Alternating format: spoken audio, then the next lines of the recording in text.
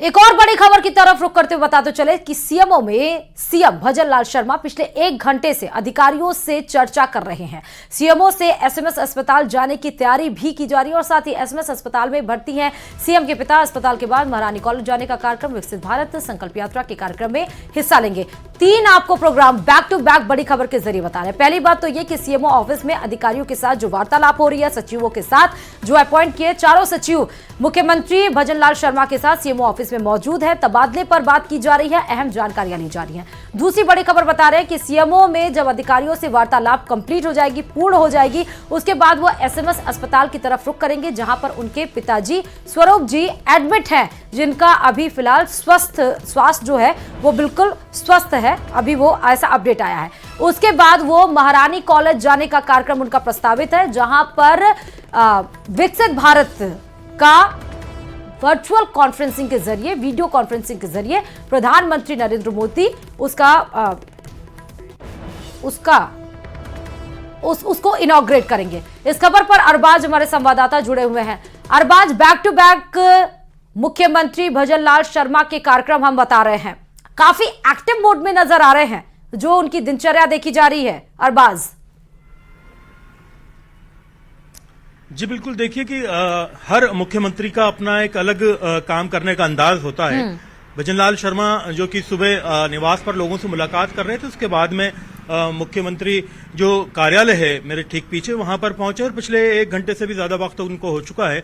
लगातार अधिकारियों से विचार मंथन कर रहे हैं। कल जो बड़े फैसले किए गए हैं कैबिनेट में, उनका एग्जीक्यूशन कैसा होगा, किस तरह से जो पेपर लीक मामले में एसआईटी का गठन किया जाएगा, जो गैंगस्टर्स को कंट्रोल करने के लिए जो टास्क फोर्स का गठन किया जाना है, उसको लेकर के भी विचार मंथन। और जो सबसे महत्वपूर्ण चीज है कि नई सरकार के मुताबिक जो प्रशासनिक ढांचा होगा राजस्थान सरकार का, उसको लेकर के बातचीत की जा रही है। जो पूर्व मुख्यमंत्री रहे अशोक गहलोत, उनके प्रमुख शासन सचिव थे कुलदीप रांका, वो भी अंदर मौजूद है। जो प्रमुख शासन सचिव अपॉइंट किए गए हैं अब नए मुख्यमंत्री भजनलाल शर्मा के, वो भी अंदर मौजूद है। टी रविकांत, एक हैंडओवर भी प्रोसेस होता है कि किस तरह से पिछले मुख्यमंत्री के दौर में क्या कार्यकाल रहा है, किन किन चीजों को हैंडओवर करना है, किस तरह से किन महत्वपूर्ण बिंदुओं के ऊपर गौर फिक्र करना है, उन तमाम चीजों को लेकर के बातचीत जारी है। प्रशासनिक ढांचे को लेकर के एक तरह की बड़ी शफलिंग की जा सकती है। इसमें हो सकता है वक्त भी लगे और कुछ जो प्राथमिक सूची है वो आज शाम तक जारी भी कर दी जाए। इस दौरान लंबा जो है एक तरह से विचार विमर्श का, चर्चा का दौर जारी है। यहाँ पर कई पुलिस अधिकारी भी मिलने पहुंचे हैं मुख्यमंत्री से, लगातार बातचीत की जा रही है। कुछ देर में इनकी रवानगी का कार्यक्रम प्रस्तावित है, जो कि सीधे एसएमएस अस्पताल जाएंगे। लगातार फोन से जो है संपर्क में बने हुए थे। जो एसएमएस अस्पताल के कॉलेज के एक तरह से प्रिंसिपल हैं डॉक्टर राजीव अगरगट्टा, और जो वहां के अधीक्षक हैं डॉक्टर अचल शर्मा, उनसे भी बातचीत की है, हेल्थ अपडेट लिया। उनके पिताजी जब भर्ती हुए थे रात को, उससे बात से लेकर के जो तमाम अपडेट आए हैं, जांचों के रिजल्ट्स आए हैं, उन चीजों की जानकारी इन तक पहुंचाई गई है। हेल्थ अभी अगर देखा जाए जो उनके पिताजी की है स्थिति, वो काफी बेहतर बताई जा रही है। फिलहाल वहां जाएंगे, मुलाकात करेंगे, विचार विमर्श करने के बाद में यहां से निकलेंगे, सीधे एसएमएस पहुंचेंगे।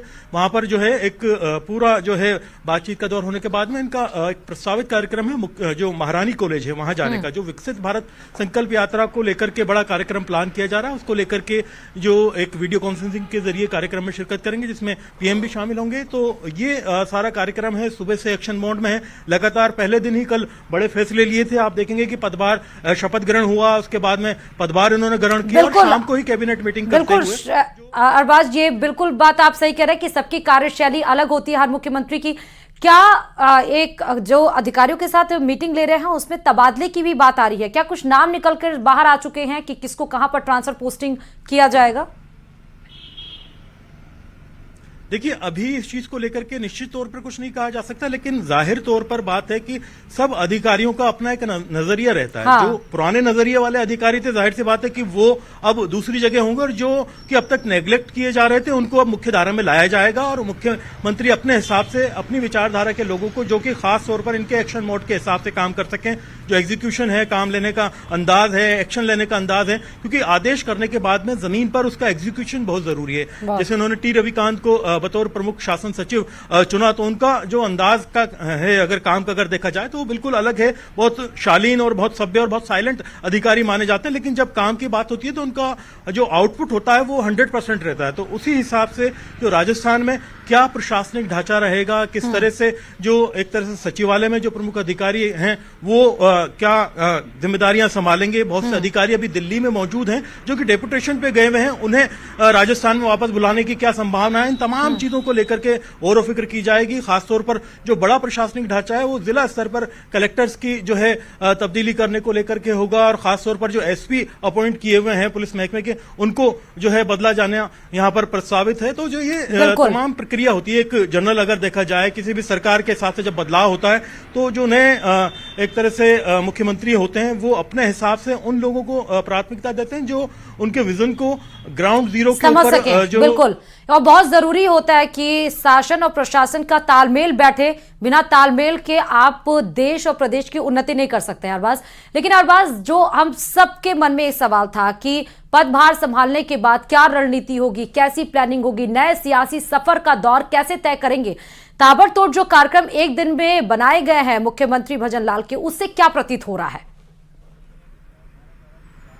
देखिए, जो काम करने का तरीका है, जो अंदाज है, जो बातचीत में सामने आया और हमें जो लगता है उस हिसाब से अगर देखा जाए तो पहली जो प्राथमिकता है वो अपने जो कमिटमेंट चुनाव में किए गए थे घोषणा पत्र के अंदर, उसको डिलीवर करना है कि भाई जनता से जो वादे किए गए, जिन चीजों को लेकर के भाजपा सत्ता में आई है, मुख्यमंत्री बनाया गया है भजनलाल शर्मा को बहुत उम्मीदों के साथ में, तो सबसे पहली प्राथमिकता जो वादे किए उनको हैंड टू हैंड डिलीवर किया जाए, ताकि जनता के अंदर एक विश्वास आए कि हमने जिस आशा के साथ में इन्हें वोट दिया था वो काम होना शुरू हो गया। दूसरा महत्वपूर्ण काम होगा जो केंद्र सरकार की महत्वपूर्ण योजनाओं का एग्जीक्यूशन यहां पर नहीं हो पा रहा था, स्टेट में कहीं ना कहीं उदासीनता उस मामले में बरती जा रही थी। ऐसी बात कल उप मुख्यमंत्री जो है प्रेमचंद बेरवा ने भी कही थी, और एक बड़ी जो बात है बड़े जिम्मेदार पदाधिकारियों के उसमें भी बयान में सामने आई थी कि जिस तरह से प्रदेश के अंदर कार्यशैली में उदासीनता बरती गई थी, केंद्र की महत्वपूर्ण योजनाओं का लाभ अब प्रदेश के हर एक नागरिक को मिलेगा,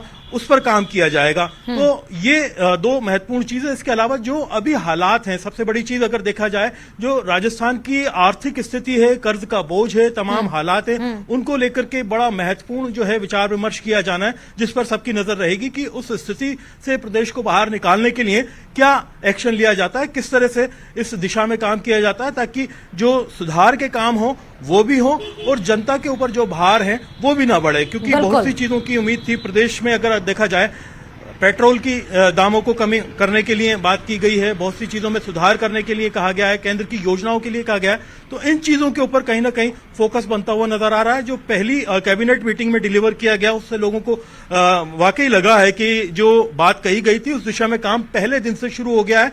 उसको अब ग्राउंड जीरो पर उतारने के लिए प्रशासनिक ढांचा भी वैसा डिजाइन किया जाएगा अपने मुताबिक, और सबसे महत्वपूर्ण बात यह है कि जो नवाचार है उसके ऊपर भी विचार किया जाएगा कि मौजूदा हालात के हिसाब से जनता की जरूरत क्या है और उसको कैसे जमीनी एक तरह से देखा जाए तो हकीकत तक उसको पहुंचाया जाए, आम जनता को लाभ पहुंचाया जाए, ये सबसे महत्वपूर्ण है। अरबाज, जो वर्किंग स्केड्यूल है और जो वे ऑफ स्ट्रक्चर है मुख्यमंत्री भजनलाल शर्मा का, ये कहना क्या गलत नहीं होगा कि जो हम सब लोग प्लानिंग कर रहे थे, या सॉलिड मैनेजमेंट की अगर हम बात कर लेते हैं, जो उनकी दिनचर्या है, जो वर्किंग शेड्यूल है, उससे ये पता चल रहा है कि उनकी सॉलिड मैनेजमेंट और प्लानिंग बहुत तगड़ी है।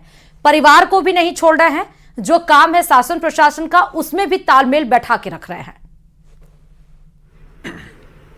देखिए, सबसे पहले जब मुख्यमंत्री भजनलाल का नाम अनाउंस किया गया था तो मैं उनके घर पर मौजूद था। उनकी पत्नी जो है गीता शर्मा जी, उनसे मेरी बातचीत हुई थी, तो उन्होंने इस चीज को लेकर के एक बात साफ तौर पर जाहिर की थी कि ये जो काम करते हैं उसमें इनका आउटपुट 100% होता है, डेडिकेशन 100% होता है। जब पार्टी के लिए काम किया तो वहां पर इतना समय देते थे कि परिवार को समय ही नहीं दे पाए। तो इस बात में उनको कोई शक नहीं है कि जब मुख्यमंत्री बनाया गया है तो इनका 100% आउटपुट इसी दिशा में होगा, और ये रिफ्लेक्ट भी हो रहा है। आप देखेंगे कि जो वर्किंग शेड्यूल है, सुबह जल्दी उठ करके लोगों से मुलाकात की, फिर सीधे सीएमओ पहुंचे, अब सीधे एसएमएस अस्पताल भी जाना है और वहां से फिर महारानी कॉलेज जाना, तो और कल सुबह ही इनको वापस फिर भरतपुर दौरे के लिए भी निकलना है वहां पर। बिल्कुल अरबाज, बिल्कुल, बहुत अहम जानकारी आपने दी वर्किंग शेड्यूल की, जो 3 ताबड़तोड़ कार्यक्रम, सुबह से ही व्यस्तता है मुख्यमंत्री भजन लाल की। बहुत बहुत शुक्रिया तमाम जानकारी देने के लिए इस खबर पर। और अब आपको